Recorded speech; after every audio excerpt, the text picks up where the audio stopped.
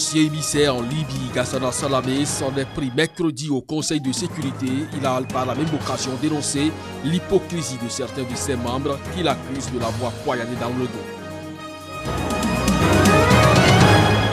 Des Éthiopiens ont défilé dans les rues d'Addis Abeba après la mort d'un chanteur populaire du plus grand groupe ethnique du pays. On dénombre 81 morts après 2 jours de manifestation.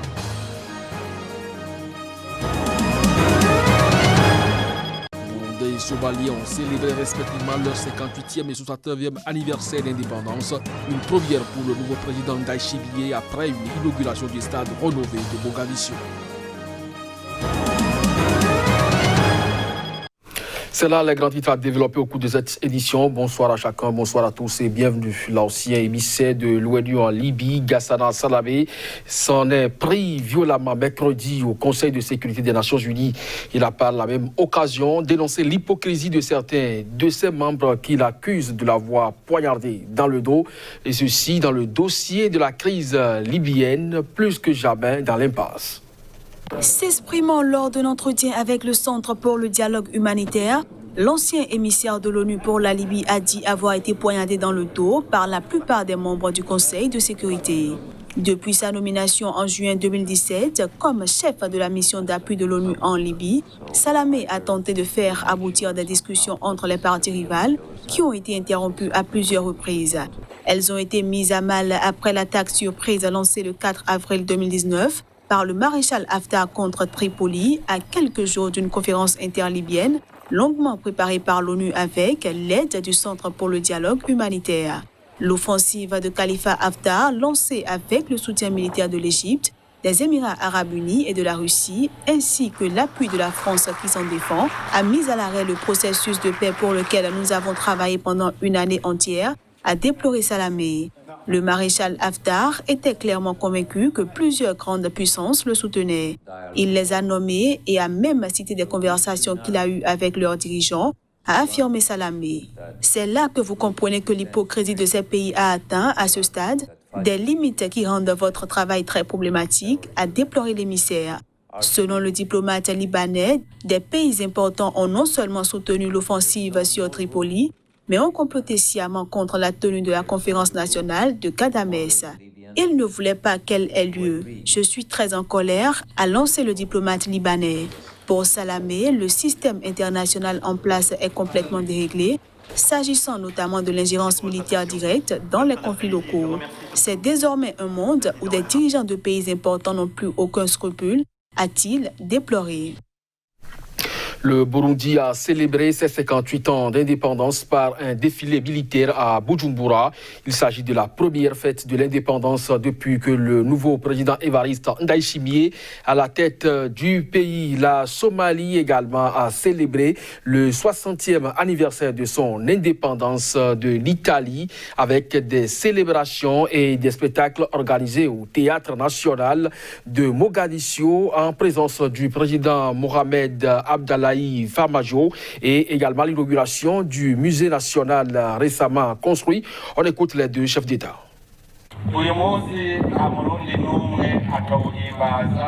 En ce jour, il n'y a pas un Burundais qui ne pourrait pas célébrer, sauf un Burundais qui est utilisé par les colons. Il n'y a pas un Burundais qui ne connaît pas ce jour, car c'est un jour qui nous rappelle la misère que les Burundais ont endurée. Aujourd'hui, on remet à Kéline Nkurunziza une médaille d'honneur, un ordre du mérite patriotique, grâce de chevalerie. Et on lui remet également 1 500 000 francs burundais.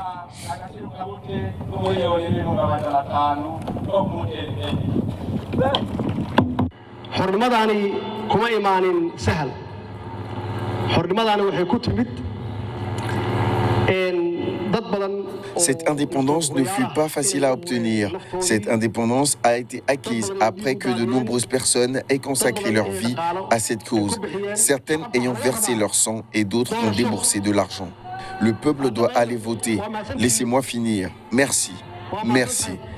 L'élection permet de maintenir la cohésion entre le peuple et le gouvernement. La souveraineté réside dans le peuple. C'est pour cela que le peuple doit aller voter.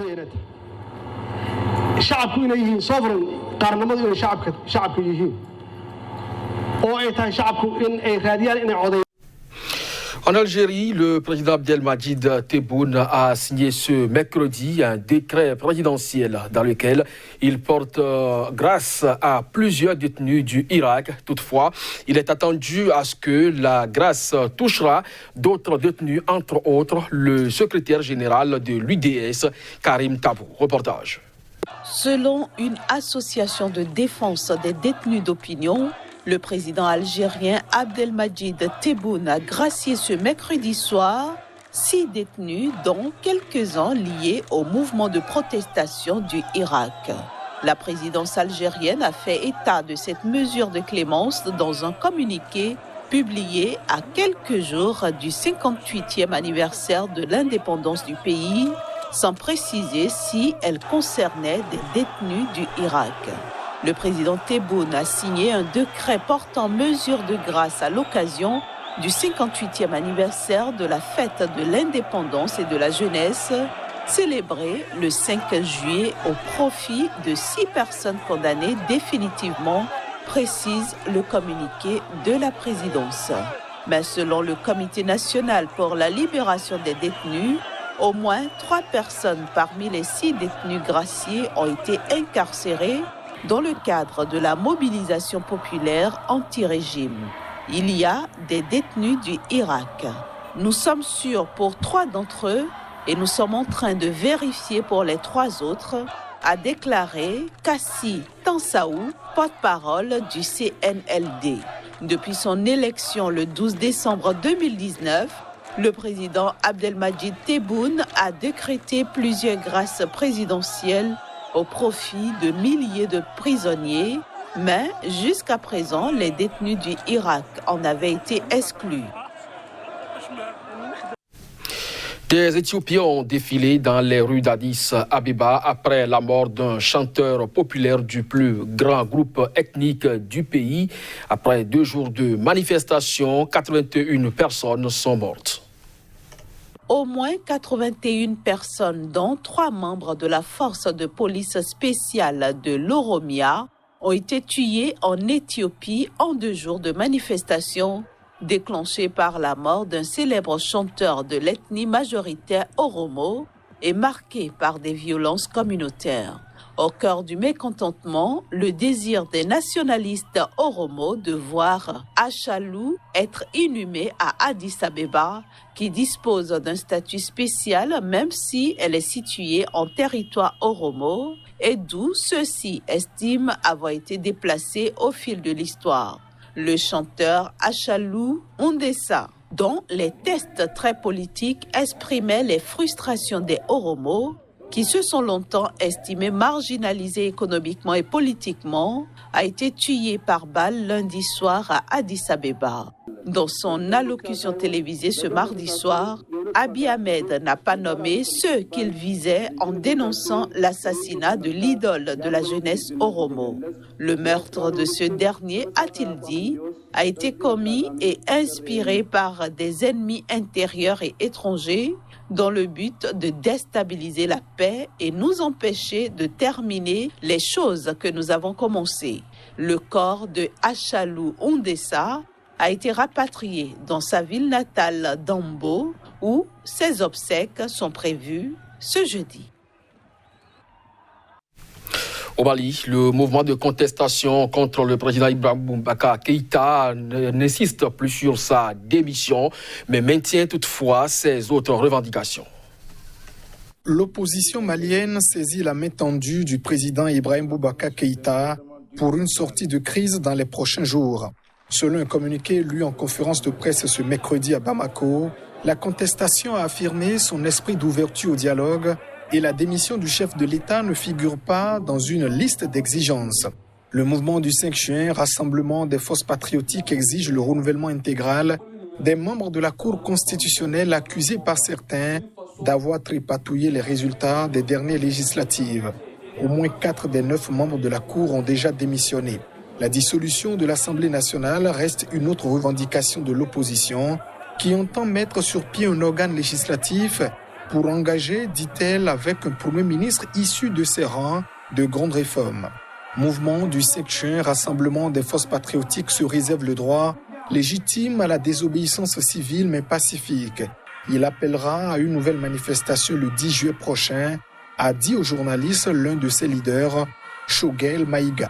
Celui qui passe pour le chef de file de la contestation, l'imam Mahmoud Diko, personnalité religieuse très écoutée, a œuvré pour que le mouvement renonce à un tel préalable, a-t-on appris dans son entourage. Lui-même, bien qu'ardent contempleur du pouvoir, ne demande pas publiquement le départ du président Ibrahim Boubacar Keïta. Au moins 275 éléphants sont morts récemment dans des conditions mystérieuses au Botswana, dans la région du delta de l'Okavango, au nord du pays, très prisé des touristes. Selon le gouvernement, personne ne sait pourquoi les animaux meurent. Toutefois, les résultats des analyses de laboratoire sur les échantillons ne seront pas disponibles avant plusieurs semaines. Le directeur des parcs nationaux et de la faune du Botswana, Cyril Taolo, a indiqué avoir reçu un rapport sur la mort de 356 éléphants dans le nord du delta de l'Okavango. Jusqu'à présent, nous avons confirmé la mort de 275 pachydermes. La cause de la mortalité est en train d'être déterminée. Nous avons envoyé des échantillons en Afrique du Sud, au Zimbabwe et au Canada pour des analyses, a-t-il ajouté. L'anthrace ou maladie du charbon est exclue. On ne soupçonne pas non plus des braconniers, puisque les animaux ont été retrouvés avec leur défense, a-t-il martelé.